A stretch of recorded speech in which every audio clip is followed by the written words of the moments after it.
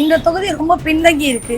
அடித்தட்டு மக்கள் வாழுகின்ற அடிப்படை வசதிகள் இல்லாமல் வாழுகிற தொகுதியா இருக்கு. தமிழகம் முழுக்க சுத்தமா இருக்கு. அதுக்கான அத்தனை குப்பையும் இது உள்ள வாங்கிட்டு இருக்கு. ஒடுங்கையூர் குப்பைமேடு.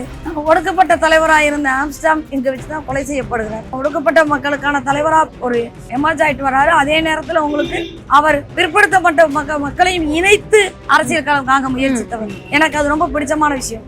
ஏன்னா இன்னைக்கு இந்த பிற்படுத்தப்பட்ட மக்களையும் ஒடுக்கப்பட்ட எஸ்சி பட்டியலின பிரிவினரையும் பிரித்தாளுகிற சூழ்ச்சியில் தான் இன்னைக்கு ஓடிட்டு இருக்கு. அதை அவர் முறியடிக்க நினைச்சாரு. எனக்கு அதுலயே ஒரு பேச்சு எப்பயும் பிடிக்கும். ஆனா அந்த கொலை நடந்திருக்க கூடாது. அது நடந்த பிறகு குற்றவாளிகள் நம்ம கையில பெருசா இது பண்ணல. அதுக்கப்புறம் இப்ப பெரிய வருத்தம் தர அரசு சிபிஐக்கு போக கூடாதுன்னு நிறுத்துறது. அப்ப ஏன் நிறுத்துறாங்க? மடியில கணம் இருக்கா? இந்த கேள்வி எல்லாம் இருக்கு. ஒரு பட்டியல் குற்றவாளிகளே அரெஸ்ட் பண்ணிருக்காங்க. அப்புறம் ஏன் சிபிஐ வசம் ஒப்படைக்க மாட்டேங்கிறாங்க?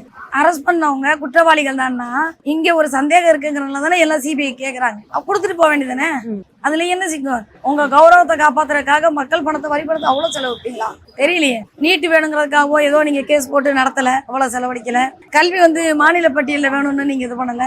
ஆனா இன்னைக்கு போய் இந்த சிபிஐக்கு போக கூடாதுங்கிறதுக்கு இவ்வளவு செலவழிக்கிறீங்க.